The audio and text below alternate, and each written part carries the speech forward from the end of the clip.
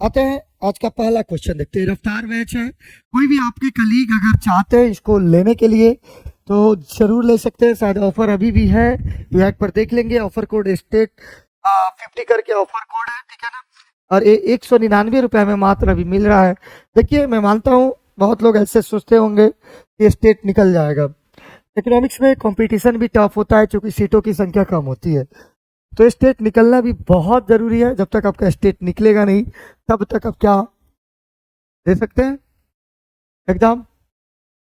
नहीं दे सकते हैं। टीआरई 4 में नहीं बैठ सकते हैं, टीआरई 5 में नहीं बैठ सकते हैं। तो स्टेट बहुत ज़रूरी होता है। आप लोगों को मैं बता दूं, किसी भी एग्ज़ाम, जैसे एग्ज़ाम के लिए फॉर्म बहुत ज़रूरी होता है, उसके बाद स्टेट बहुत ज़रूरी होता है। पहले तो फॉर्म भर लीजिए, फॉर्म भर के अगर कंप्लीट कर लिए तो उसके बाद स्टेट बहुत ज़रूरी है आपको तैयार करना और करना। चलिए, तो ज़्यादा बातें न करते हुए अब आज का पहला क्वेश्चन करते हैं। पहला क्वेश्चन कह रहा है मार्शल के अनुसार, किसके अनुसार? देखिए, और ये अभी मैं प्रीवियस ईयर करा रहा हूँ आप लोग को, क्योंकि प्रीवियस ईयर का 40% आपको पूछता है। किसके अनुसार? तो मार्शल के अनुसार, अकॉर्डिंग टू मार्शल, अर्थशास्त्र साध्य और दुर्लभ साधनों के बीच संबंध का अध्ययन करने का एक विज्ञान है। हाँ, उससे पहले 500 प्लस से ज्यादा क्वेश्चन आपको मिल जाएगा। टारगेट है एक दिन में 30 क्वेश्चन करने का। तो अभी से अगर 12 तारीख अगर 10 तारीख तक कराया जाए तो आप समझ सकते हैं। अगर आज 23 तारीख से स्टार्ट हो रहा है, 7 दिन इधर और 10 दिन होगा, 17 दिन, 17 तिया 51, 510, तो ऐसा ही हो जाएगा। सारा की छुट्टी में 60 क्वेश्चन एक दिन में होगा, ठीक है। कितने क्वेश्चन? 60 क्वेश्चन एक दिन में हो जाएगा। दो बार क्लास हो जाएगा जो दशहरा की छुट्टी आएगा, बिल्कुल बहुत। और 500 प्लस है। चारों ऑप्शन पे बात करेंगे तो वैसे भी आपको 2000 क्वेश्चन हो जाएगा। चारों ऑप्शन पे यहाँ बात करेंगे, ठीक है ना। पहला ऑप्शन है अर्थशास्त्र साध्य और दुर्लभ साधनों के बीच के संबंध का अध्ययन करने का विज्ञान है। दूसरा, अर्थशास्त्र जीवन के सामान्य व्यवसाय में मानव जाति का अध्ययन करता है। Economics is the study. उसके बाद अर्थशास्त्र धन का विज्ञान है। Economics is the science of wealth. उपयुक्त में से सभी। चलिए, तो आंसर इसका बिल्कुल मुकेश जो आंसर इसका दिए हैं बिल्कुल सही दिए हैं मुकेश। चलिए, मुकेश जो आंसर दिए हैं सही है। चलिए, ऑप्शन की बात करते हैं। आंसर हो जाएगा इसका सही होगा बी। चलिए, पहले एक एक ऑप्शन की बात कर लेते हैं। पहला जो कर रहा है साध्य और दुर्लभ साधनों का अध्ययन, रॉबिन्स की परिभाषा है। किसकी? याद रखिएगा। देखिए, हो सके तो इस बार कहीं आपसे रॉबिन्स की परिभाषा पूछ दे कि रॉबिन्स के अनुसार, तो इस नाम को याद रखिएगा। किसके अनुसार पूछ दे? और रॉबिन्स के अनुसार। तो रॉबिन्स के अनुसार, रॉबिन्स के अनुसार की अगर बात किया जाए तो रॉबिन्स के अनुसार, ठीक है। अभी रॉबिन्स के अनुसार जो है वो रॉबिन्स कहते हैं ये परिभाषा कि अर्थशास्त्र साध्य और दुर्लभ साधनों के बीच संबंधों का अध्ययन करने का विज्ञान है। ये कौन बोला था? तो ये जो बोला था वो रॉबिन्स बोले थे। कौन बोले थे? रॉबिन्स बोले थे। इन्होंने बोला था, ये रॉबिन्स बोले थे। और ये परिभाषा उन्होंने 1932 में दिया था। कब दिया था? 1932 में दिया था ये परिभाषा। रॉबिन्स ने अर्थशास्त्र को स्कार्सिटी, दुर्लभता, और मार्शल की परिभाषा नहीं है, चयन का विज्ञान है। क्या है? अर्थशास्त्र जो है स्कार्सिटी, दुर्लभता और चयन का विज्ञान है। रॉबिन्स के अनुसार क्या है? स्कार्सिटी है। क्या है? स्कार्सिटी क्या है? रॉबिन्स इसको बोलते हैं कि रॉबिन्स ने अर्थशास्त्र को स्कार्सिटी यानी दुर्बलता की बात बोले हैं। किसकी बात बोले हैं? स्कार्सिटी की बात बोले हैं। स्कार्सिटी और उसके साथ चयन का विज्ञान का, स्कार्सिटी और चयन का विज्ञान का है, चयन का विज्ञान, ठीक है ना। चलिए, ये मार्शल बोले हैं, बिल्कुल सही है। मार्शल के अनुसार आंसर जो है ये भी है। मार्शल बोलते हैं, अल्फ्रेड मार्शल जो 1890 में अपनी प्रसिद्ध पुस्तक, 1890 में उन्होंने अपनी प्रसिद्ध पुस्तक लिखते हैं। पुस्तक का नाम क्या है? पूछ सकता है। अल्फ्रेड मार्शल के पुस्तक का नाम क्या है? तो प्रिंसिपल ऑफ इकोनॉमिक्स। क्या है? प्रिंसिपल क्या है? तो प्रिंसिपल ऑफ इकोनॉमिक्स उनकी पुस्तक का नाम है। Principles of economics, principles of economics उनके, इकोनॉमिक्स उनके किसका नाम है? अल्फ्रेड मार्शल का पुस्तक का नाम है। इन्होंने बोला economy is the study of the Mankind of ordinary business of life. It examine the part of individual and social action which must closely connected with the attainment and use of the material required of the well-being। मतलब होता है कि अर्थशास्त्र केवल धन का अध्ययन नहीं बल्कि मनुष्य और उसके कल्याण, देखिए क्या है देखा है ना, मानव जाति और उसके कल्याणों की बात करता है, यानी मानव जाति और उसके कल्याणों की बात करने की बात करता है। इसलिए बोला जाता है एक वेलफेयर डिफिनीशन इकोनॉमिक्स का कहा जाता है मार्शल को, ठीक है ना। धन का विज्ञान आप सभी को मालूम है, कौन बोले थे, तो 76 में एडम स्मिथ ने इसको बोला था। एडम स्मिथ ने इनको बोला था कि क्या है, तो अर्थशास्त्र एक धन का विज्ञान है। एडम स्मिथ ने पूछा था, उनके पूरा बुक का नाम है inquiry into the nature and the causes of wealth of nation. Shortcut में इनको बोला जाता है the wealth of nation, the wealth of nation नामक बुक लिखे थे, 70 बुक, और इनको फादर्स ऑफ इकोनॉमिक्स भी बोला जाता है, ठीक है। वेल्थ, अर्थशास्त्र जो है वेल्थ से जोड़ता है, लेकिन मार्शल के दृष्टिकोण से आलोचना है कि अमाननीय बताया, ठीक है ना। इसलिए अगर देखा जाए तो आंसर जो इसका हो जाएगा बिल्कुल बी होगा। अब देखिए एक क्वेश्चन में कितने क्वेश्चन आपको मिला, 3 क्वेश्चन मिला। पहला पूछ सकता है अर्थशास्त्र साध्य और दुर्लभ साधनों के बीच संबंधों का अध्ययन करता है, इसको कौन बोला था, तो इसको बोलने वाले का नाम है 1932 में रॉबिन्स के अनुसार इसको बोला गया था। किसके अनुसार, तो रॉबिन्स के अनुसार इसको बोला गया था। और ये तो आप है ही, दूसरा अर्थशास्त्र धन का विज्ञान है, एडम स्मिथ ने इसको बोले थे। द वेल्थ ऑफ नेशन नामक एक बुक लिखी थी 76 में, जिनको फादर्स ऑफ इकोनॉमिक्स भी बोला जाता है। इसलिए आंसर जो हो जाएगा बी। बोलिए अब कोई दिक्कत। अब इसको अगर शॉर्ट वर्ड में बोला जाए तो ऐसे लिख सकते हैं हम इसको, इसमें एक लाइन और आपको मैं जोड़ दूं तो इसको एक लाइन में अगर बताना है तो इसको आप ऐसे लिख सकते हैं, एडम स्मिथ। अगर एडम स्मिथ का नाम रखेंगे तो एडम स्मिथ को क्या बोल सकते हैं, तो वेल्थ ऑफ डिफिनेशन धन का विज्ञान, क्या वेल्थ ऑफ डिफिनेशन धन का विज्ञान, क्या धन का विज्ञान, ठीक है ना, किसका, धन का विज्ञान। इसके बाद मार्शल आ जाइए, किसको, मार्शल को बोल सकते हैं कल्याण का विज्ञान, किसको, मार्शल को बोल सकते हैं कल्याण का विज्ञान। इन्होंने बोला क्या बोला, कल्याण का विज्ञान बोला। और एक बल दिया कौन, तो रॉबिन्स की बात बोलते हैं दुर्लभ साधनों का उपयोग और चयन। रॉबिन्स क्या बोलते हैं, तो रॉबिन्स बोलते हैं दुर्लभ साधनों का उपयोग और चयन, दुर्लभ साधनों का उपयोग और चयन, साधनों का उपयोग और चयन।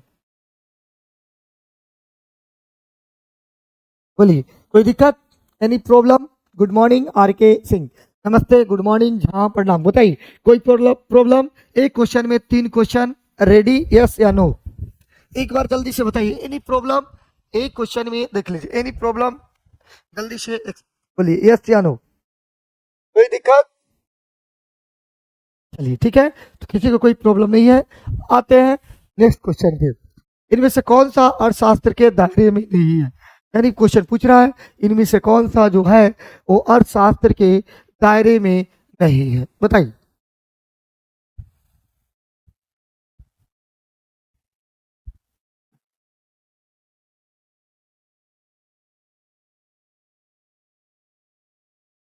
बताइए श्याम नंदन, गुड मॉर्निंग,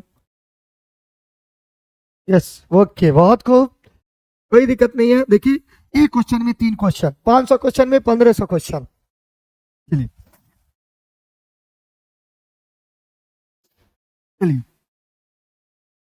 आ जाते हैं। आज पहला दिन है, आज थोड़ा क्वेश्चन की संख्या भी में भी कम हो सकता है, और क्योंकि लेट भी थोड़ा सा स्टार्ट हुआ है, ठीक है। 8:35 आपका आंसर। चलिए कहते हैं धन का आय का वितरण, बिल्कुल धन का आय का, कह रहा कौन से अर्थशास्त्र के दायरे में, धन का आय का वितरण बिल्कुल अर्थशास्त्र के दायरे में आता है। आय और संपत्ति कैसे विभिन्न वर्गों में, जैसे श्रमिक, पूंजीपति और भूमि उद्यमियों में बढ़ती है। आय यह अर्थशास्त्र का हिस्सा है, बिल्कुल एक क्या है, यह जो है अर्थशास्त्र का हिस्सा है। यह है अर्थशास्त्र का हिस्सा, क्या है, अर्थशास्त्र का हिस्सा है। इसमें आय और संपत्ति के कैसे विभिन्न वर्गों में बांट किया जाता, आय और संपत्ति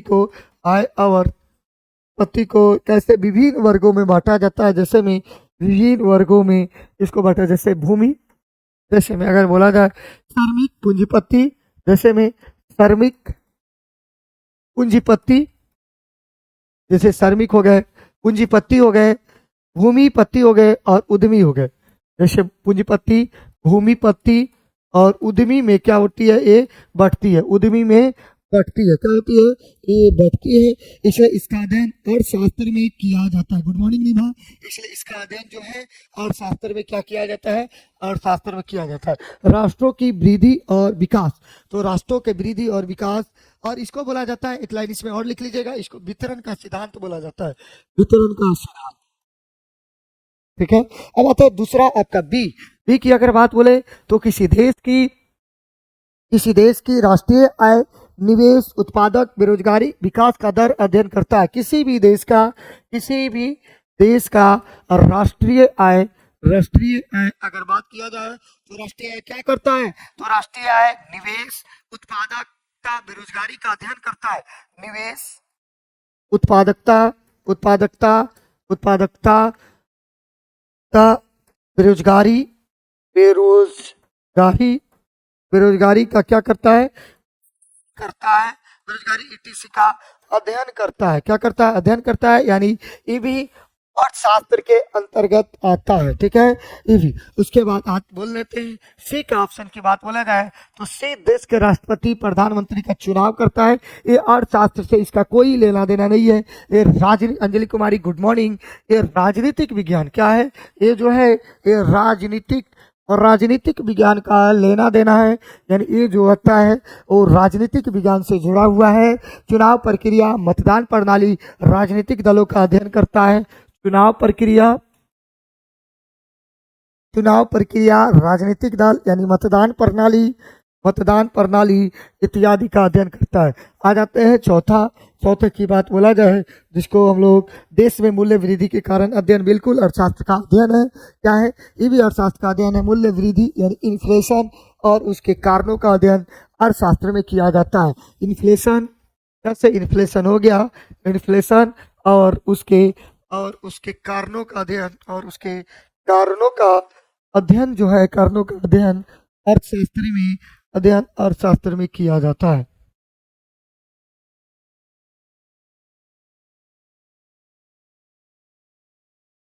या अर्थशास्त्र में किया जाता है। ठीक है,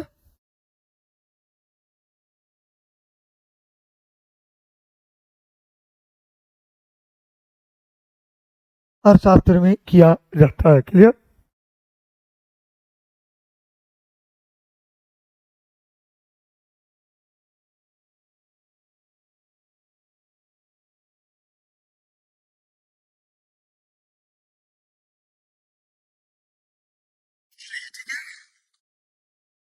ओके, कोई दिक्कत बताइए लोग, आंसर क्या हो जाएगा, तो आंसर हो जाएगा सी। ये अर्थशास्त्र दायरे में नहीं आता है। ठीक है ना, बताइए। ओके, और बताइए कोई दिक्कत। देखिए एक क्वेश्चन में 3 क्वेश्चन, ठीक है, एक क्वेश्चन में 3 क्वेश्चन, एकदम बोर्ड भरा हुआ। बताइए कोई दिक्कत। ठीक है, इसलिए आपके 1500 से 2000 क्वेश्चन आपको तैयार मिलेगा। तीसरा क्वेश्चन आ जाइए, अर्थशास्त्र की मूल समस्या क्या है, बात बताइए, अर्थशास्त्र की मूल समस्या क्या है, बताइए अर्थशास्त्र की मूल समस्या क्या है।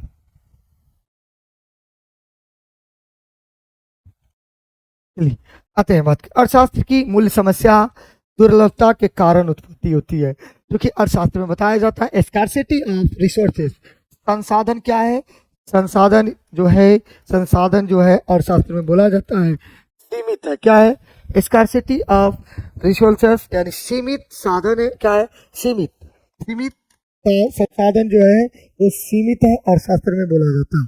तो स्कार्सिटी ऑफ रिसोर्सेज क्या बोला जाता है, स्कार्सिटी ऑफ रिसोर्सेज तो पहली समस्या है संसाधन जो हमारी सीमित है, और इन संसाधन जो सीमित संसाधन से हम अपनी असीमित इच्छाओं या जरूरतों को कैसे पूरा करेंगे। तो सबसे बड़ी समस्या यही है, संसाधन रिसोर्स सीमित है लेकिन मानव की आवश्यकताएं यानी वांट्स जो है क्या है, हमें तो संसाधन सीमित है लेकिन जो मानव की आवश्यकताएं हैं, मानव की आवश्यकताएं जो है वो जो है आवश्यकताएं आवश्यकताएं जो है वो क्या है, तो आवश्यकताएं अगर आप देखा जाए तो आवश्यकताएं जो है वो क्या है, असीमित है।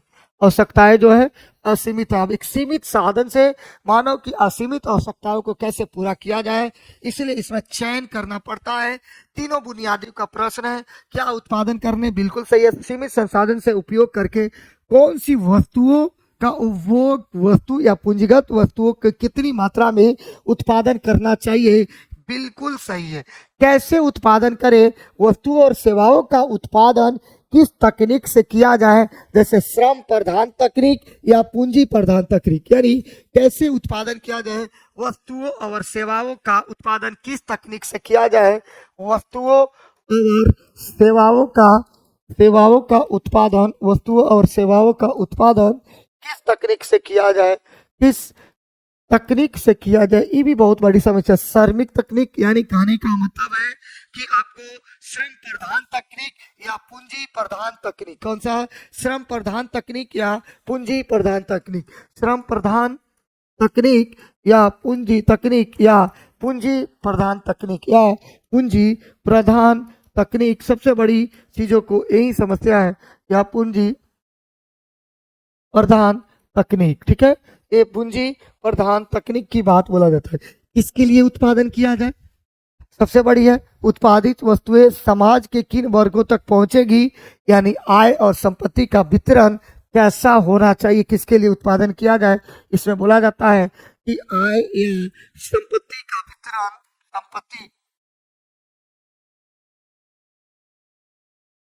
संपत्ति का वितरण, यानी आय या संपत्ति का वितरण कैसे होगा, आय या संपत्ति का वितरण जो होगा वो कैसे होगा,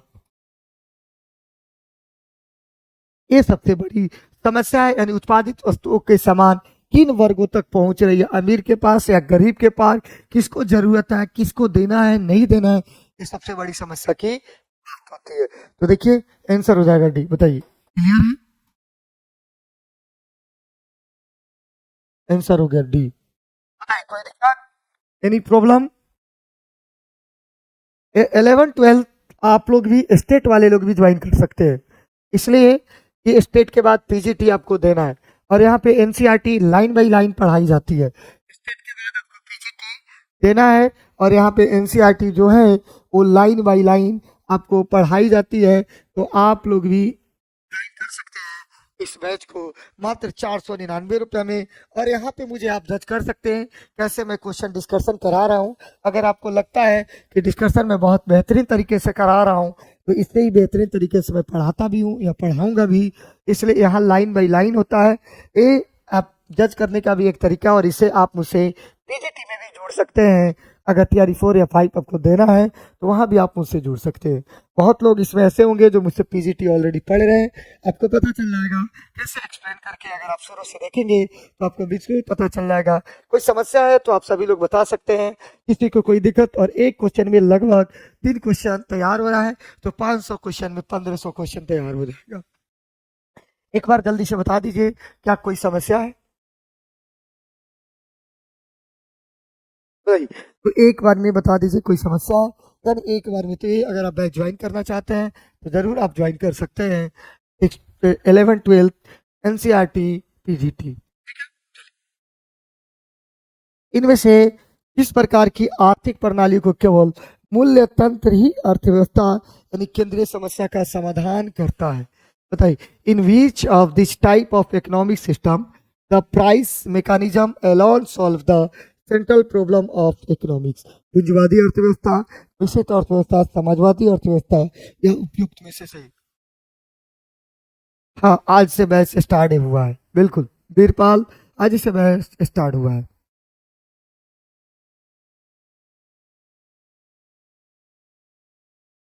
चलिए कोई दिक्कत हो रहा है अगर समझने में तो बता दीजिए लोग।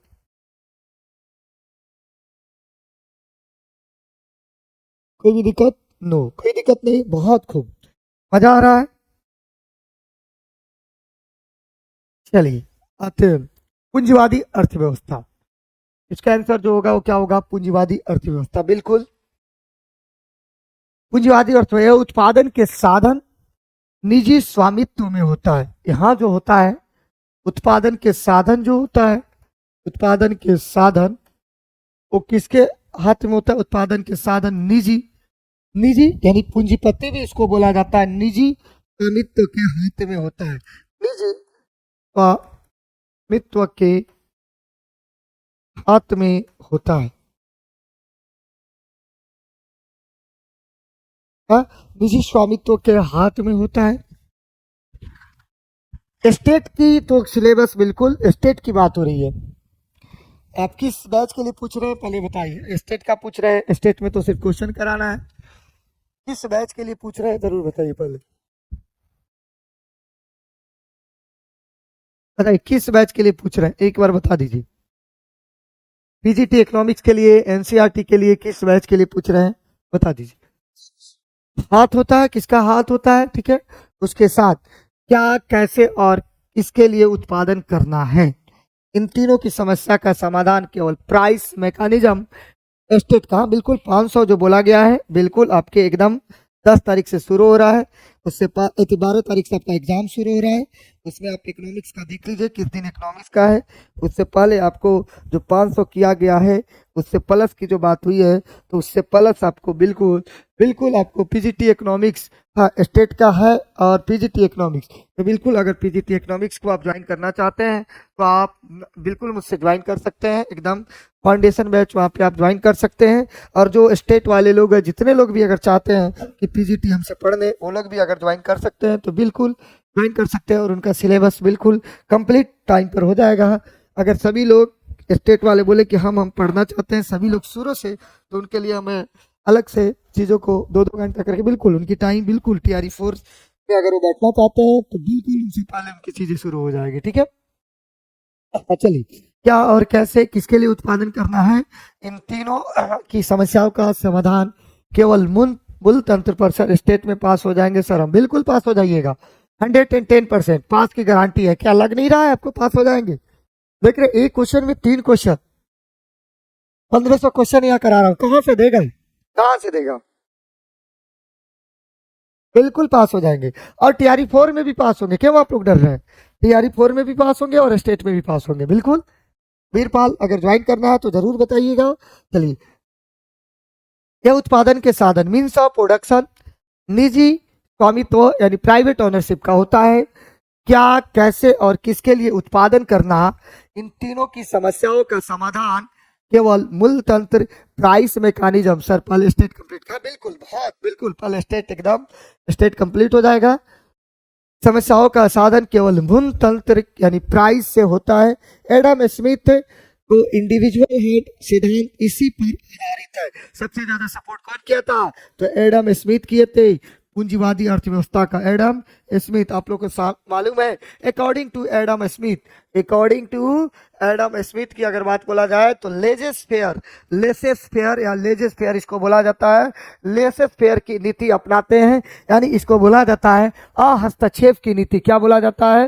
अहस्तक्षेप, हस्तक्षेप की नीति की उन्होंने बात किया, हस्तक्षेप की नीति। और पूंजीवादी अर्थव्यवस्था समस्याओं का समाधान करता है। मिश्रित अर्थव्यवस्था यह क्षेत्र सरकार के नियंत्रण करती है, कुछ निजी क्षेत्रों के हाथ में होती है, यानी मूल तंत्र प्लस सरकारी हस्तक्षेप। क्या होता है कि मूल तंत्र प्लस सरकारी हस्तक्षेप पर दोनों मिलकर बात होती है। सर को भी दे दीजिए, आप भी ले लीजिए, लीजिए लीजिए, लाए ना, लीजिए ना, ठीक। चलिए,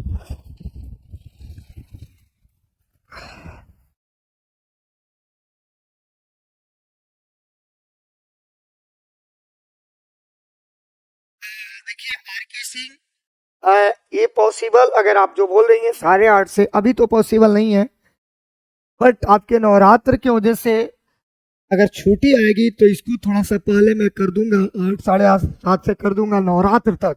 अभी 2-3 दिन इस चीज़ों को एडजस्ट कीजिए, 2-3 दिन इसी टाइम में कैसे भी करके, ठीक है। 9:30 नहीं, आज 10 बजे इसको क्लोज करेंगे। बस नवरात्र की छुट्टी जैसे हो रही है उसमें क्लासेस इसको 2 बार भी हो जाएगा, टेंशन मत लीजिए, बिल्कुल को थोड़ा सा एडजस्ट कर लीजिए 2-3 दिन। उसके बाद फिर आप लोग छुट्टी के बाद भी जैसे कहेंगे उस चीज़ों को देखा जाएगा। छुट्टी में भी ये क्लास चलती रहेगी, उस वक्त भी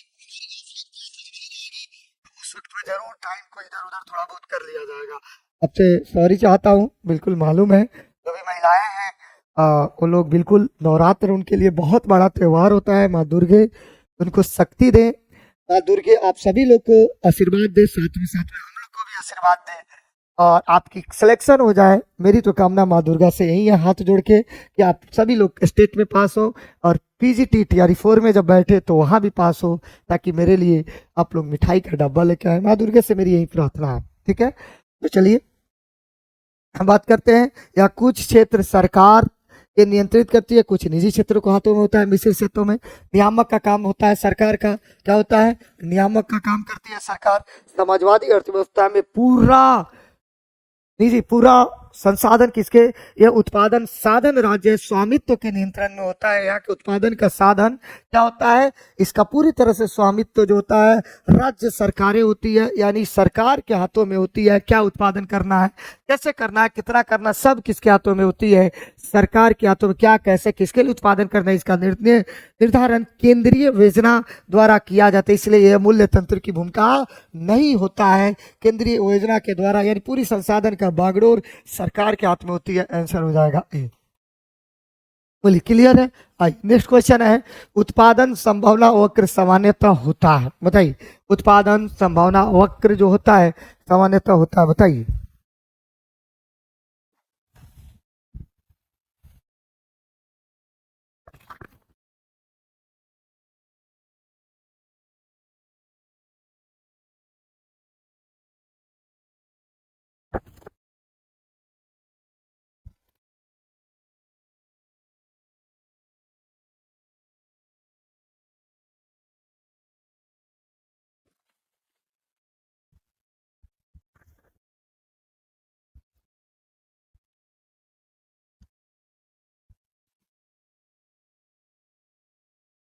बिल्कुल, आइए बात करते हैं। पीपीसी की बात बोल रहा है, प्रोडक्शन पॉसिबल कर। पीपीसी जिसको बोला जाता है, मूल बिंदु की ओर उतल। ये तब होता है जब अपॉर्चुनिटी कॉस्ट अवसर लागत घटती होती है। ये जब होता है मूल बिंदु की ओर उतल जब होता है जब अपॉर्चुनिटी कॉस्ट, कौन सा? Opportunity cost. अपॉर्चुनिटी कॉस्ट जो होती है वो घटती होती है।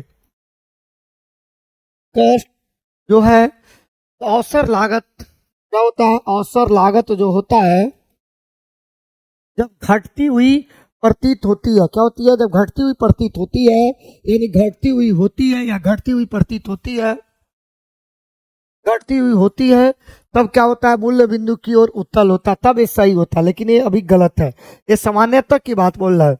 अब आते हैं दूसरे पे, मूल्य बिंदु की ओर उत्तल बिल्कुल सही है।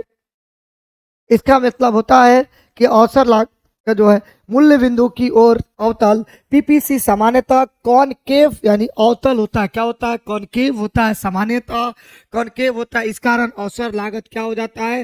बढ़ते नियम यानी लॉ ऑफ इंक्रीजिंग अपॉर्चुनिटी की बात करता है। अवसर लागत जो होता है बढ़ते नियम की बात करता है। क्या कहता है? अवसर लागत का सिद्धांत जो होता है बढ़ते नियम की बात कर। जब हम एक वस्तु का उत्पादन बढ़ाते हैं तो दूसरी वस्तु धीरे धीरे क्या होती है? त्याग कर धीरे धीरे करना पड़ता है। दूसरे वस्तु का त्याग हम धीरे धीरे करते हैं। जब भी दूसरा वस्तु उत्पादन करते हैं तो तीसरे वस्तु का त्याग हम धीरे धीरे करते हैं। इसलिए ए क्या हो जाएगा? सही हो जाएगा। एल आकार की बात कर, एल से पीपीसी केवल विशेष परिस्थिति में होती है, जैसे परफेक्ट कंप्लीमेंट्स के मामले में। उदाहरण, एक कार उसके टायर। क्या होता है? एक कार और उसके टायर, यानी ये विशेष परिस्थिति में होती है। क्या होती है? विशेष परिस्थिति में। आप इसको परिस्थिति में इसको देखेंगे ये आकार का, जैसे परफेक्ट कंप्लीमेंट्स। क्या बोलते हैं इसको? परफेक्ट कंप्लीमेंट्स। कंप्लीमेंट्स की जो बात होगा उसमें देखेंगे एल आकार का, जैसे एक कार और उसके टायर। एक कार और जैसे में बोल दे, जैसे एक कार, जैसे एक कार और उसके टायर। ठीक है, आइए नेक्स्ट क्वेश्चन। किस स्थिति में उत्पादन संभावना वक्र बाहर की ओर स्थानांतरित होती है? बताइए, अभी बताए बताए किस स्थिति में होती है, बताइए।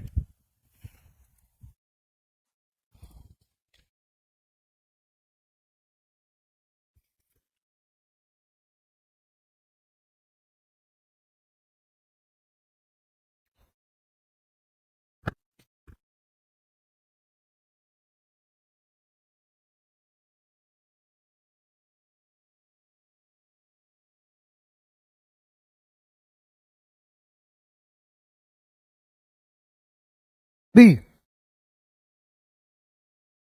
चलिए चलिए आते हैं पीपीसी बाहर की ओर, यानी आउटवर्ड शिफ्ट। अर्थ तथा अर्थव्यवस्था अब पहले से अधिक वस्तुओं और सेवाओं के उत्पादन करने में सक्षम है। आउटवर्ड शिफ्ट, शिफ्ट इसका मतलब होता है कि उत्पादन, अर्थव्यवस्था में अब पहले से अधिक वस्तुएं और सेवाएं, अर्थव्यवस्था में अर्थव्यवस्था में अब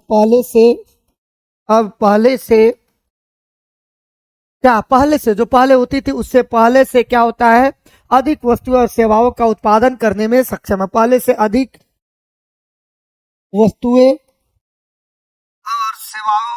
और सेवाओं को उत्पादन करने में क्या है, सक्षम है। क्या है, उत्पादन करने में सक्षम है। कौन, तो ये आउटवर्ड शिफ्ट का मतलब होता है। ठीक है, चलिए, यानी प्रोडक्टिविटी कैपेसिटी, उत्पादक क्षमता क्या हो गई है, बढ़ गई है। यानी कह सकते हैं ऐसी स्थिति में उत्पादक क्षमता क्या हो जाती है, तो उत्पादक क्षमता जो होती है वो बढ़ गई होती है या बढ़ जाती है। ठीक है ना। अब आते हैं ऑप्शन पे, अर्थव्यवस्था में विकास। एक कह रहा है अर्थव्यवस्था में विकास, तो जीडीपी,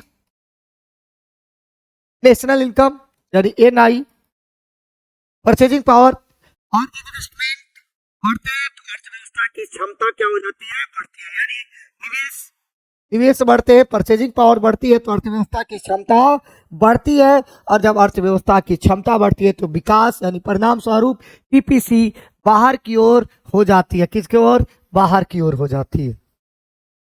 ठीक है, राइट। उत्पादन संसाधनों में वृद्धि की अगर बात बोले, क्या बोले, उत्पादन संसाधनों में वृद्धि। एक मिनट,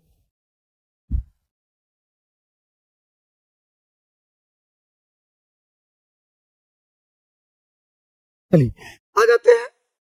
उत्पादन साधनों में वृद्धि की अगर हम बात करें तो जानिएगा, संसाधनों में वृद्धि यदि श्रम, लेबर यानी पूंजी, कैपिटल, भूमि, लैंड, उद्यमता में वृद्धि होती है तो उत्पादन क्षमता बढ़ती है। तो उत्पादन संसाधन जो होती है, संसाधन यानी उत्पादन के चार कारक, संसाधन है वो के चार कारक की अगर बात करें, जैसे भूमि, श्रम, जैसे भूमि, श्रम, पूंजी और उद्यमिता, अगर इनके उत्पादन क्षमता में वृद्धि होती है तो उत्पादक संसाधन में वृद्धि।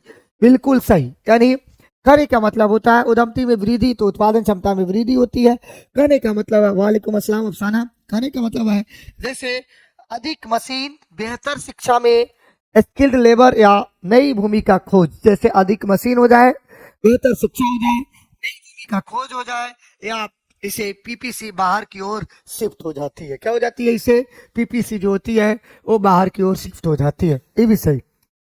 प्रौद्योगिकी में वृद्धि, नई तकनीक से उत्पादन अधिक कुशल हो जाता है। क्या हो जाता है, नई तकनीक जब भी आती है, नई तकनीक आती है तो उत्पादन क्या हो जाता है, उत्पादन जो हो जाता है वो कुशल हो जाता है। क्या हो जाता है, उस पास जो होता है वो कुशल हो जाता है।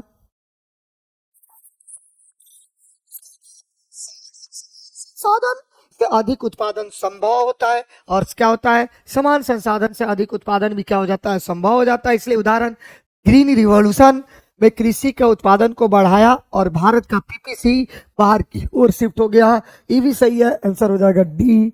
बहुत लोग इसका आंसर गलत दिए थे, बी दिए थे, आंसर हो जाएगा डी। इसलिए तो आपको यहाँ लाया गया है मात्र 100 में, सभी लोग यहाँ 100 में है।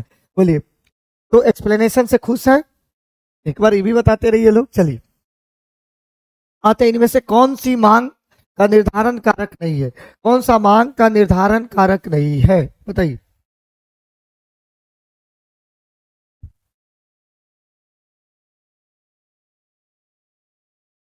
बताइए कौन सा मांग का निर्धारण कारण नहीं है। तो देखिए, वस्तु का प्राइस मांग का निर्धारण कारण है, मांग का सबसे प्रमुख निर्धारक है। थैंक यू, सही है।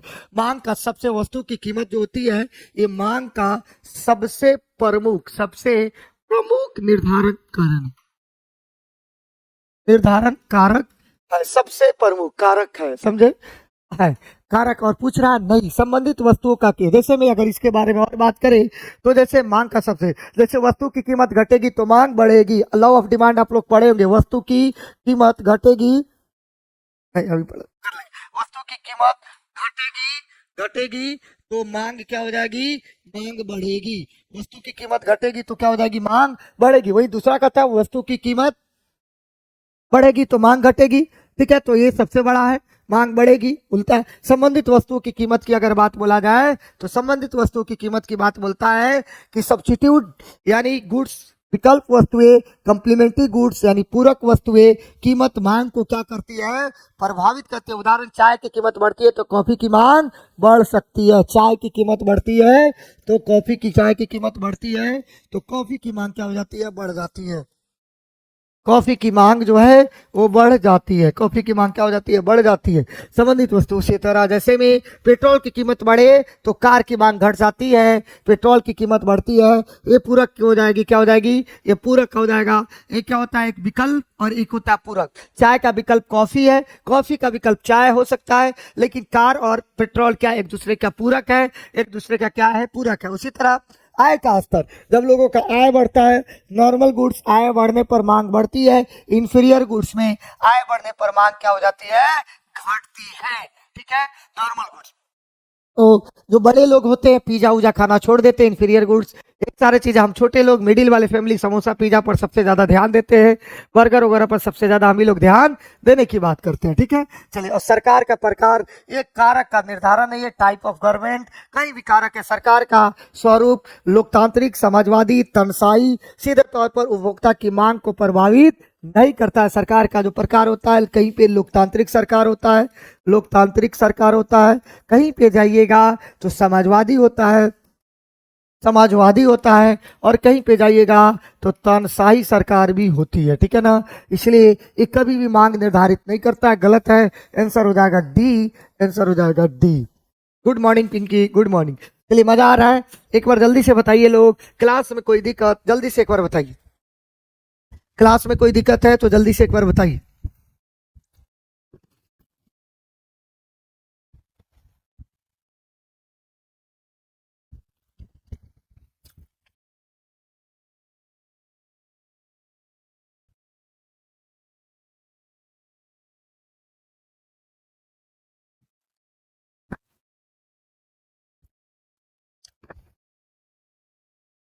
जल्दी से बताइए,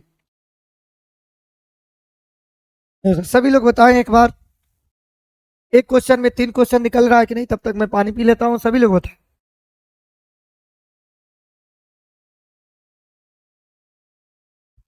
सभी लोग बताएं, एक क्वेश्चन में 3 क्वेश्चन है कि नहीं, 500 क्वेश्चन में 1500 क्वेश्चन आपको हो जाएगा। आ जाते हैं नेक्स्ट क्वेश्चन है। जो लोग 6 to 8 9 10 में पढ़ना चाहते हैं एनसीईआरटी लाइन बाय लाइन, वो जो है ना हमारे साथ मिल सकते हैं। मांग वक्र का ढलान दाई और नीचे की ओर किसके कारण शिफ्ट होता है, बताइए।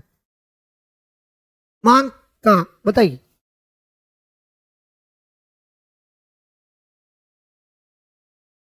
तो देखिए, लॉ ऑफ डिमांड, अच्छा लगा, अच्छा क्लास लग रहा है sir, thank you. Law of demand, मांग का नियम क्या कहता है, लॉ ऑफ डिमांड, मांग का नियम क्या कहता है, देखिएगा।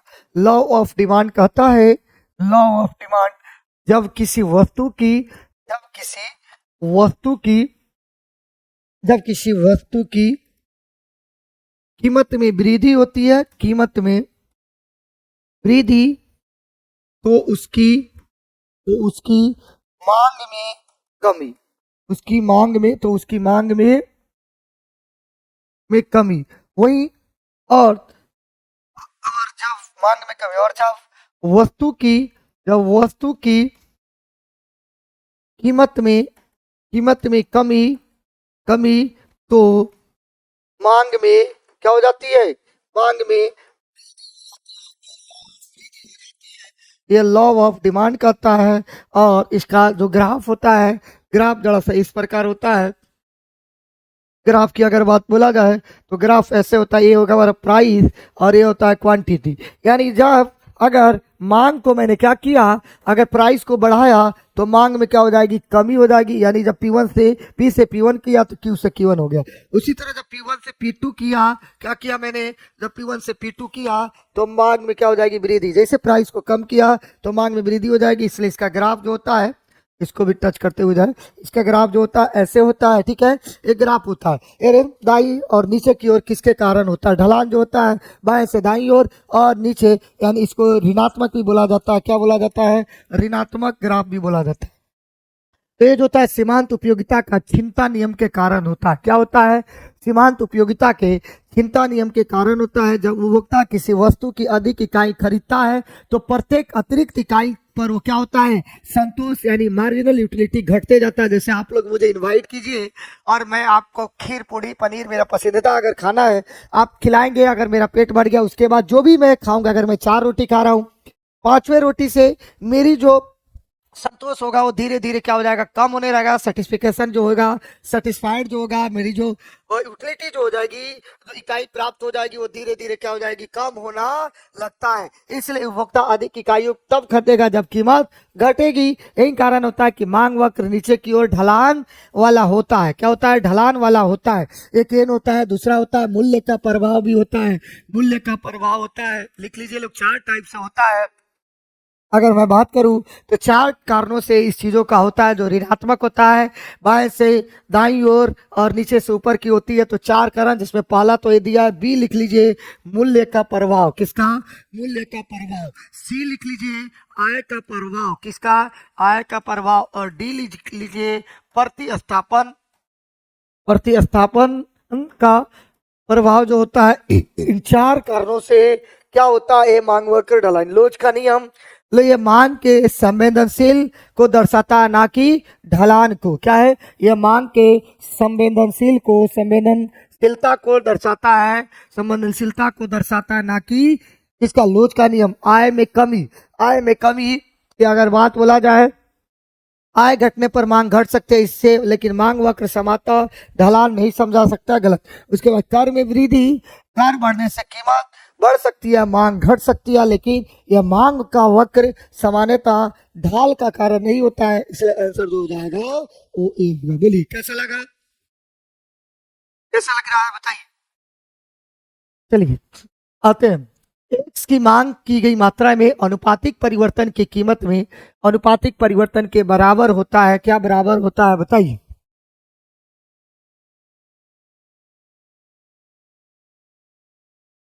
तो मांग की जो कीमत क्रॉस लोच जो होता है, क्या होता है, जो मांग की क्रॉस लोच जो होता है, यह बताती है कि एक वस्तु की मांग में परिवर्तन दूसरे वस्तु की कीमत में परिवर्तन को प्रभावित होती है। ये इसी से पता चलता है। और अगर बात करें तो मांग की आय लोच ये बताती है मांग में परिवर्तन की उपभोक्ता की आय में परिवर्तन के कारण कितना होगा, इसलिए गलत है। ठीक है, क्या है, ये गलत है। और मांग की कीमत लोच की अगर बात बोला जाए तो ये बताती है कि मांग की मात्रा में परिवर्तन वस्तु के परिवर्तन के अनुपात में क्या हो जाएगा, कितना है। इसलिए दोनों गलत है, आंसर हो जाएगा सी, सिर्फ सी होगा। अंजलि, आप शायद मेरी यूट्यूब पर भी क्लास अगर देखी होंगी या आप पहली बार स्टेट से जुड़ रही हैं, कुछ बच्चे इसमें हैं जो पहले से भी इसमें जुड़े हैं, वो तो शायद थोड़ा बहुत उनको मालूम होगा कि मैं बहुत अच्छे से एक्सप्लेन करने के साथ ही चलता हूँ। अगर आज आपने पहला क्लास देखा और आपको इतना बेहतर लगा, बहुत अच्छा आपने लिखी, इसके लिए थैंक यू। मैं पूरे मेहनत करूंगा और पूरी कोशिश करूंगा कि आप लोग स्टेट के साथ साथ पीजीटी भी निकालें। यही मेरी आप लोग से कामना भी है, सारी चीजें हैं। और स्टेट तो निकलेगा ही निकलेगा, इसमें कोई चूंकि स्लोगन नहीं है, पास की गारंटी। ठीक है, तो निकलना ही निकलना है, समझ गए ना। चलिए, सीमांत उपयोगिता ह्रास के नियम के अनुसार जब सीमांत उपयोगिता शून्य होती है तो कुल उपयोगिता क्या होती है। अभी मैंने आपको बताया, जब मार्जिनल यूटिलिटी क्या होगी, देखिए सीमांत उपयोगिता शून्य तो मार्जिनल यूटिलिटी यानी शून्य, तो कुल उपयोगिता यानी टोटल उपयोगिता क्या होगा, अधिकतम होगा। यानी अभी मैंने एक एग्जांपल दिया, थोड़ा सा समझिएगा लोग। आप मान के चलिए किसी स्टूडेंट का नाम सर इतना अच्छे से एक्सप्लेन कोई नहीं किया, थैंक यू सो मच। अगर ऐसा है तो आप लोग हमसे पीजीटी के साथ भी आप लोग जुड़ सकते हैं। थैंक यू सो मच, अगर ऐसा है तो। ठीक है। अधिकतम। आइए बात करते हैं, अंजलि का ही नाम ले लेते हैं। अंजलि बोली है इतने अच्छा से, तो अंजलि मान के चलिए कि आपको क्लास मेरा बहुत अच्छा लगा और आपका सिलेक्शन होने के बाद आप अपने घर पे इनवाइट कर दी और मैं आपके घर पे पहुंच गया और मेरा पसंदीदा खाना है खीर पनीर और पूड़ी की सब्जी। देखिए मैं बता भी देता हूँ, आपने बताया, अब मैंने बोला कि मैं खा लिया, जितना खाना था मुझे मैंने खा लिया, ठीक है। अब जब मैं खा लिया तब तक आपकी मम्मी कह रहे हैं, आपके पापा कह रहे हैं, एक वो लोग बोल रहे हैं कि एक पूड़ी मेरे तरफ से, एक पूड़ी मेरे तरफ से।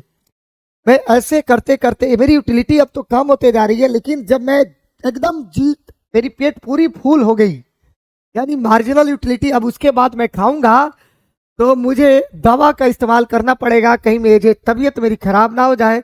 तो जब मार्जिनल यूटिलिटी जीरो हो जाती है तो यानी टोटल उपयोगिता, यानी कुल उपयोगिता, यानी मुझे पूरी तरह से मेरा पेट फुल हो चुका है, अधिकतम पर होता है। क्या होगा? अधिकतम हो जाएगा। जब मार्जिनल यूटिलिटी क्या होती है, यानी अधिकतम, जब मार्जिनल यूटिलिटी क्या हो जाती है, जीरो से अब क्या हो जाएगी, ऋणात्मक की तरफ जाती है। क्या होती है? ऋणात्मक की तरफ जाती है। तो कुल उपयोगिता, जो टोटल उपयोगिता एक घटने लग जाती है। जब मार्जिनल यूटिलिटी पॉजिटिव होती है तो टोटल उपयोगिता, इससे तैयारी 4 थर्ड में भी क्वेश्चन पूछा है, याद रखिएगा, प्रवृत्ति की होती है, बढ़ती होती है, बढ़ती प्रवृत्ति होती है। जब मार्जिनल यूटिलिटी नेगेटिव होती है तो टोटल उपयोगिता घटती प्रवृत्ति की होती है, और यानी ये बढ़ती है कब होगा, जब मार्जिनल यूटिलिटी पॉजिटिव होगा, यानी धनात्मक होगा। जब मार्जिनल यूटिलिटी धनात्मक होगा तो बढ़ेगी। जब मार्जिनल यूटिलिटी कम हो जाती है, यानी टोटल उपयोगिता कब कम हो जाएगी, जब मार्जिनल यूटिलिटी क्या हो जाएगी, ऋणात्मक होगी, यानी एम यू जो हो जाएगा वो जब ऋणात्मक होगी तो ये जब क्या हो जाता है, कम होने लग जाती है। क्या हो जाती है? कम होने लग जाती है। इसलिए आंसर जो हो जाएगा क्या हो जाएगा, क्या हो जाएगा, अधिकतम। लगभग सभी लोग आंसर सी दिया, ठीक है। चलिए आते हैं नेक्स्ट क्वेश्चन। उदासीनता वक्र के संबंध में, किसके? उदासीनता वक्र के संबंध में इनमें से कौन सा सत्य नहीं है? बताइए। वो दाहिने और नीचे की ओर झुके हुए, वे मूल बिंदु की ओर उत्तल है, वे एक दूसरे को काट सकते हैं, उपयुक्त में से सभी। बताइए, बताइए,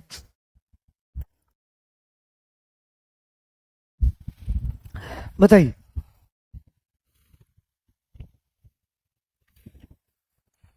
बताइए।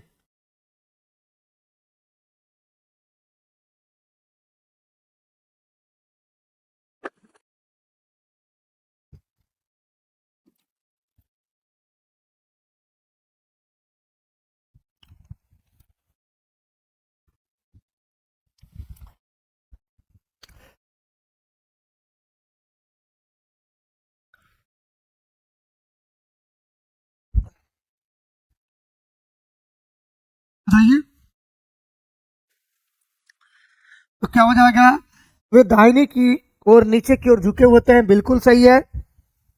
इंडिफरेंस कर्व ऐसी हमेशा नीचे की ओर ही जाती है, तरफ झुकी होती है हमेशा, कारण किसी वस्तु की अधिकतम संतोष बढ़ाता है और दूसरी वस्तु की मात्रा घटाई जाती है ताकि कुल संतोष स्थिर हो जाता है। बिल्कुल ये सही है।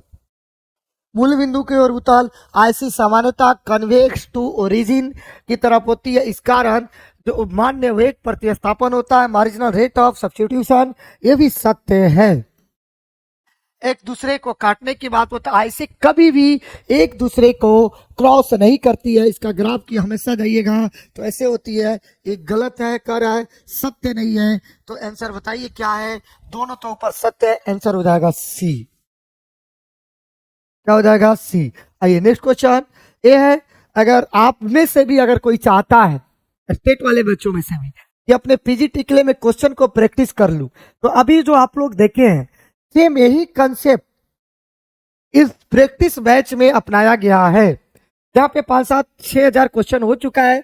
ये क्वेश्चन के चारों ऑप्शन के साथ मैं यहाँ पे बताया हूं, यानी यहाँ पे अगर देखा जाए तो लगभग 2100 प्लस तो इसका नाम दिया गया था, लेकिन 5-6 हजार क्वेश्चन हुआ है। चारों ऑप्शन, जैसे अभी यहाँ पे बात हो रहा है तो 3 ऑप्शन 4 ऑप्शन को उसी तरह एक्सप्लेन किया गया, एक एक घंटा में 10-10 क्वेश्चन को बताया गया है। तो अगर आप चाहते हैं कि क्वेश्चन की संख्या और अपने पीजीटी इकोनॉमिक्स के लिए, स्टेट तो निकलेगा ही निकलेगा, तो आप इस बैच को भी ज्वाइन कर सकते हैं और अपना चूंकि टीआरई 4 और 5, 4 के बाद 5 का क्या उम्मीद, कब क्या होगा, कैसे होगा, इसके बारे में तो हम और आप नहीं जानते। या टीआरई 5 जल्दी हो गया, उसके बाद किसका उम्मीद होगा, ये हम और आप नहीं जानते हैं। गवर्नमेंट क्या है नहीं है, ये सब ऊपर। तो इसलिए अपने क्वेश्चन को और जो मौका मिले आपको टीआरई 4, 5 का, उसमें एकदम अपनी सीट सुनिश्चित कर ले। इसका भी फी 499 है, ऐसा तो बहुत कम है। एक कुछ पैसे खर्च करने से अगर आपकी सीट सुनिश्चित हो जाती है, क्योंकि इकोनॉमिक्स में तो वैसे भी कंपटीशन जो होती है वो तो टफ ही होती है। आप सभी को मालूम है कंपटीशन जो होती है वो टफ होती है, क्योंकि सीटों की संख्या थोड़ा अदर सब्जेक्ट से कम होता है, जिसके कारण यहाँ पे कंपटीशन टफ होती है। तो अगर आप चाहते हैं उसके लिए भी अपने आप को तैयार रखना, तो ये भी बैच आप ज्वाइन कर सकते हैं मात्र 499 में। चलिए, समकोण उदासीनता वक्र के मामले में वस्तुएं, समकोण उदासीनता वक्र के मामले में वस्तुएं क्या होती है? तो समकोण उदासीनता वक्र के मामले में वस्तुएं एक दूसरे को पूर्ण पूरक होती है। क्या होती है? एक दूसरे को पूर्ण पूरक होती है। क्या होती है? एक दूसरे को पूर्ण पूरक होती है। गलत अगर बात किया जाए, एक दूसरे के उत्तम विकल्प, ये गलत है। इसलिए गलत है कि परफेक्ट सब्स्टिट्यूट की स्थिति में demand curve linear downward slope होता है। आईसी स्लोप की अगर बात बोला जाए तो डाउनवर्ड नहीं होती है। एक दूसरे के पूर्ण एक दूसरे के रूप से संबंधित गलत है। यदि वस्तुएं अनरिलेटेड हो तो आईसी बिल्कुल फ्लैट या वर्टिकल हो सकती है, लेकिन समकोण या आईसी परफेक्ट कभी भी नहीं हो सकते। इसलिए ये भी गलत है। आंसर हो जाएगा आपका आज का बी।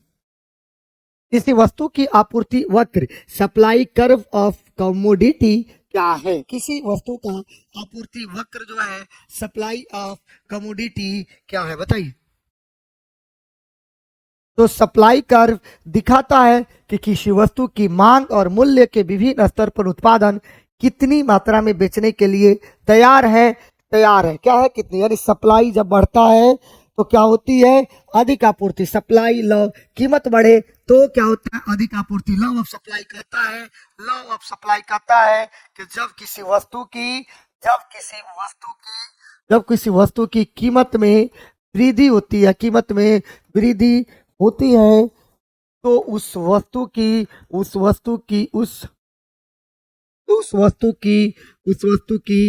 पूर्ति में भी वृद्धि होती है। ठीक है। जैसे में ये है आपका लॉ ऑफ सप्लाई का ग्राफ, इसमें ये जो है इसका धनात्मक होता है, नीचे से ऊपर की ओर होता है, बस होता है। लॉ अभी है प्राइस और क्वांटिटी। जब प्राइस बढ़ता है तो क्वांटिटी बढ़ाई जाती है, जब प्राइस बढ़ता है तो क्वांटिटी को क्या की जाती है? बढ़ाई जाती है। ठीक है। जब प्राइस कम होता है तो क्वांटिटी घटाई जाती है। जैसे मान के चलो ये है आपका P1, ये P2, ये P3, ये Q2 और Q3, Q1, P4 जब हुआ तो यहाँ Q4 हुआ, इसलिए इसका ग्राफ जो होता है ऊपर से नीचे की तरफ धनात्मक भी होता है। क्या होता है? धनात्मक भी होता है। ठीक है। इसलिए आंसर होगा दाहिने की ऊपर की ओर ढलान। ठीक है ना, एक कारण तो जी। नेक्स्ट क्वेश्चन, समान उत्पादक वक्र फिर क्या होता है? मूल बिंदु की ओर उतार, सकारात्मक ढलान हो या एक दूसरे को काटते हुए या उपयुक्त में से सभी, बताइए।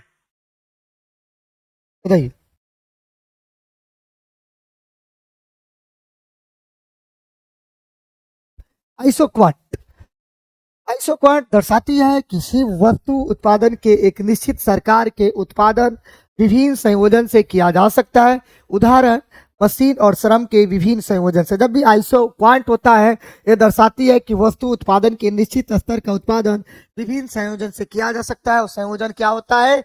तो वो संयोजन होता है मशीन और श्रम की संयोजन। क्या होता है? वो जो संयोजन होता है वो होता है मशीन और श्रम की, एक को स्थिर रखते हैं और एक को क्या होते हैं?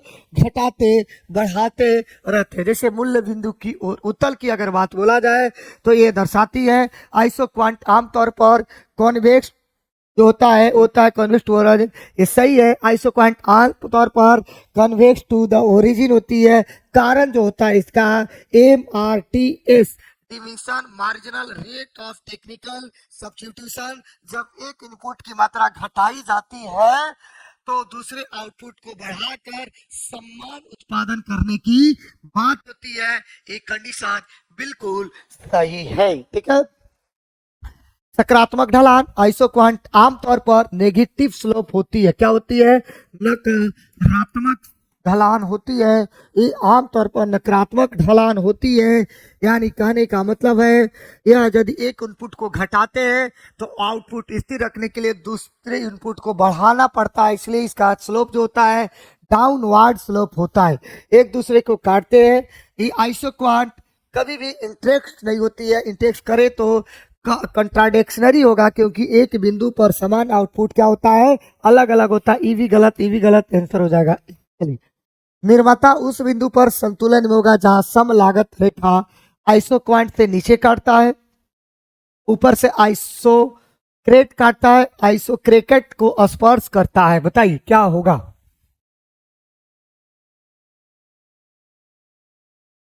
तो अभी मैं इसके बारे में बता दिया है। ये दोनों ऊपर से क्या होता है? आइसोक्वांट नीचे गलत है, ये भी गलत है। आइसोक्वांट स्पर्श करता है, आइसोक्रेट क्या होता है? स्पर्श करने की बात करता है, स्पर्श करता है आइसोक्वांट। यानी W बराबर वेज रेट, R बराबर रेंटल रेट ऑफ कैपिटल। ये प्रोड्यूसर को क्या करता है? संतुलन करता है। चलिए, ये पीजीटी इकोनॉमिक्स जिनको भी ज्वाइन करना है तो जरूर मुझसे जुड़ सकते हैं। मात्र 999 में स्टेट के साथ भी इसकी तैयारी आप कर सकते हैं। स्टेट निकलेगा तो पीजीटी भी बहुत जल्दी होगा। अगर पीजीटी हुआ तो क्या, अगर उसके लिए आप तैयार हैं तो आप खुद निर्णय ले सकते हैं। मात्र 999 में आप हमसे जुड़ सकते हैं पीजीटी इकोनॉमिक्स में। ऑनलाइन ऑफलाइन दोनों मोड में जुड़ सकते हैं। ऑफलाइन के लिए आपको ऑफलाइन सेंटर पर आना पड़ेगा। ऑनलाइन के लिए आपको platform by Naveen Kumar Singh app download करके बैच को परचेज किया कर सकते हैं, जैसे आपने स्टेट का बैच परचेज किया। ठीक है, आइए। कह रहा है लघु अवधि का उत्पादन फलन के नाम से भी जाना जाता है। लघु अवधि किस उत्पादन फलन के नाम से जाना जाता है? तो लघु अवधि शॉर्ट रन प्रोडक्ट्स। लघु अवधि शॉर्ट रन में कम से कम एक इनपुट क्या होता है? स्थिर रहता है। अन्य इनपुट क्या होते हैं? पर जो साधन के चार कारक हैं, भूमि, श्रम, पूंजी और उद्यमशीलता, इसमें से क्या होता है? उद्यमशीलता या उद्यमी कह सकते हैं। इसमें से क्या होता है? मानव पूंजी। एक इनपुट क्या होता है? स्थिर होता है। एक इनपुट जो होता है एक इनपुट जो होता है वह स्थिर होता है। एक इनपुट स्थिर होता है और दूसरा इनपुट जो अदर इनपुट, अन्य इनपुट क्या होते हैं? अन्य इनपुट जो होते हैं वो परिवर्तनशील होते हैं। अन्य इनपुट परिवर्तनशील होते हैं। ठीक है, अन्य इनपुट क्या होते हैं? परिवर्तनशील होते हैं। ठीक है ना, अन्य इनपुट क्या होते हैं? परिवर्तनशील होते हैं। इसलिए वेरिएबल इनपुट के अनुपात में बदलाव से क्या होता है? आउटपुट बदल जाता है। Law of variable product proportion यानी परिवर्तनशील अनुपात के नियम के द्वारा समझाया जाता है। लॉ ऑफ वेरिएबल का प्रोपोर्शन परिवर्तनशील अनुपात का नियम है। शॉर्ट रन प्रोडक्शन यह नियम लागू होता है यह क्योंकि एक इनपुट स्थिर दूसरे वेरिएबल होते हैं, इसलिए लागू होता है। बाकी जो है पैमाने का प्रतिफल का नियम आपको मैं बता दूं, ये लॉन्ग रन प्रोडक्शन फंक्शन से संबंधित है, शॉर्ट से नहीं है, ये लॉन्ग रन से है। क्या है? लॉन्ग रन से है। तो पैमाने का प्रतिफल दीर्घकाल में आउटपुट देता है। और law of equi marginal utility उत्पादन से अगर सम सीमांत उपयोगिता का नियम, ये मांग और उपभोक्ता को संतोष से संबंधित है। किसे? यह मांग और उपभोक्ता के संतोष से संबंधित है। ठीक है ना, आंसर हो जाएगा ए। राइट आंसर ए हो गया। ठीक है, चलिए आते हैं परिवर्तनीय अनुपात के नियम के तहत होने पर कुल उत्पादक अधिकतम होता है जब सीमांत उत्पादकता, अभी मैंने इसके बारे में बताया। परिवर्तनीय अनुपात के नियम के तहत कुल उत्पादक अधिकतम होता है जब सीमांत उत्पादकता 0 होती है। अभी मैंने आपको इसके बारे में एक्सप्लेन कर दिया है मार्जिनल और ट्यूब को। तो इसमें टाइम को ज्यादा ना लेते हुए आंसर सी मारिए और निकलिए। दीर्घकालीन औसत कुल लागत पूछने का तरीका बस अगल सही है, जो मैं पहले ही क्वेश्चन में आपको अलग है बता दिया। चलिए, दीर्घकालीन औसतन कुल लागत वक्र तस्करी के आकार का होने का कारण होता है। क्या होता है? The long run average total cost curve is shaped because of परिवर्तनशील अनुपात का नियम, पैमाने की अर्थव्यवस्था के बीच संगति ए और बी दोनों या इनमें से कोई भी। बताइए, तो देखिए लार्टे कर्व की अगर बात बोला जाए, दिखाता है long run average total cost curve की अगर मैं बात करूं तो ये दिखाता है कि सभी इनपुट को बदलते हुए किसी वस्तु के उत्पादन करने की औसत लागत कैसे बदलती है। यह कर्व सामान्य एस शेप्ड के तस्करी की होती है। किस शेप्ड की होती है? एस शेप्ड,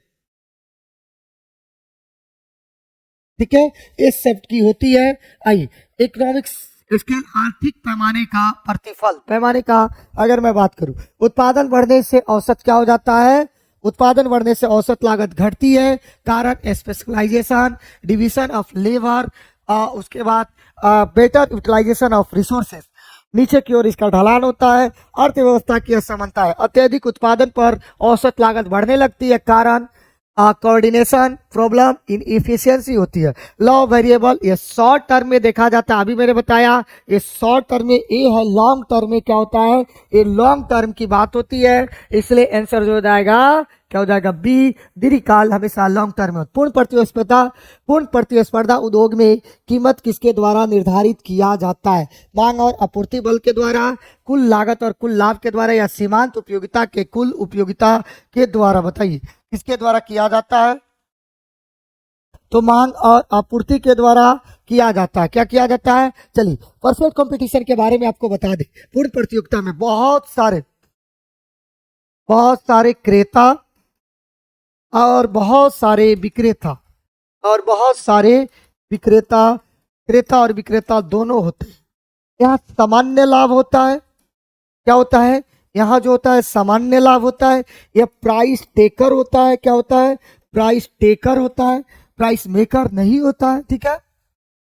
स्वतंत्र रूप से एग्जिट और एंट्री दोनों होता है, यानी स्वतंत्र प्रवेश और निकासी होता है, प्रवेश और निकासी दोनों होता है ये परफेक्ट कंपटीशन में। अब बात करते हैं इसकी बातें। तो इंडिविजुअल कीमत तय नहीं कर सकता, मूल्य बाजार तय करता है, इसलिए मांग और आपूर्ति इसकी प्राइस को तय करते हैं। मांग और आपूर्ति का बल कुल लागत और कुल लाभ बिल्कुल नहीं, ये जो है फॉर्म आउटपुट निर्णय पर प्रभावित करता है, प्राइस नहीं कहलाता है। मार्जिनल यूटिलिटी की अगर बात बोला जाए तो ये भी नहीं, कंज्यूमर बिहेवियर से जुड़ा होता है, मार्केट प्राइस से नहीं। ये जो होता है कंज्यूमर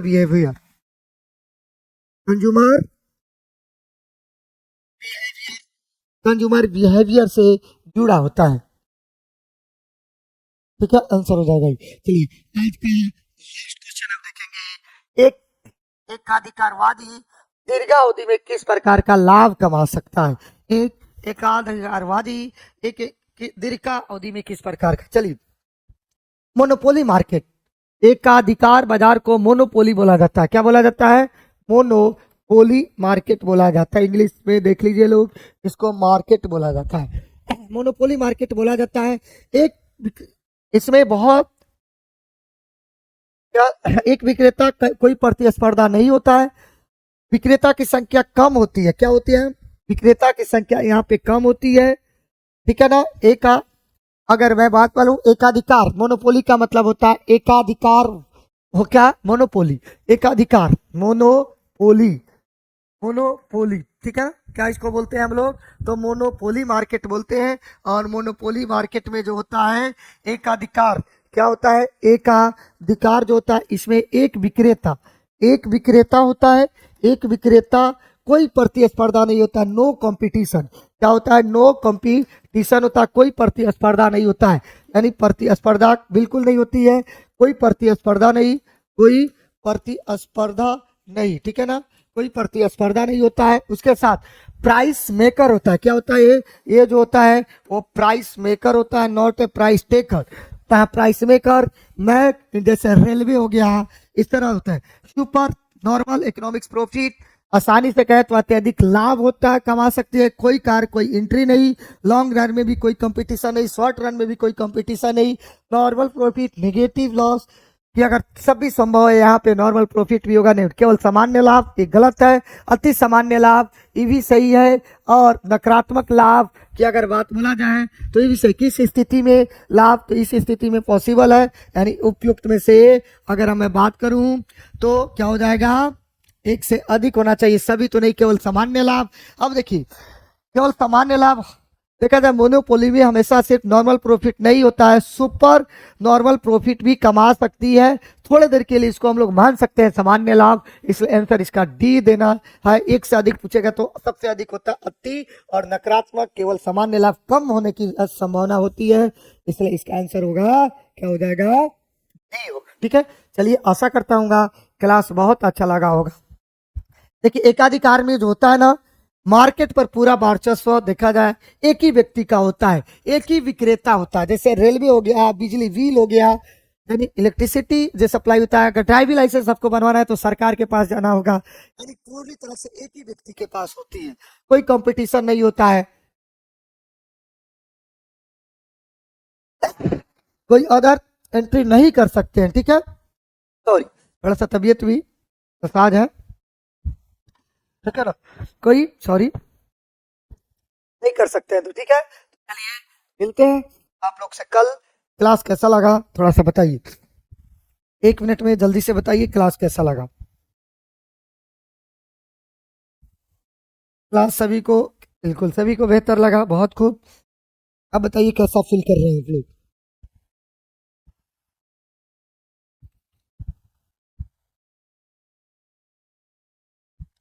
कैसा लगा बताइए।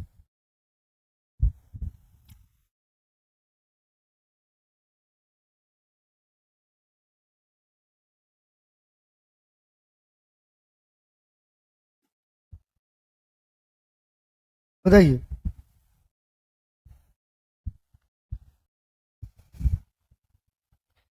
बताइए।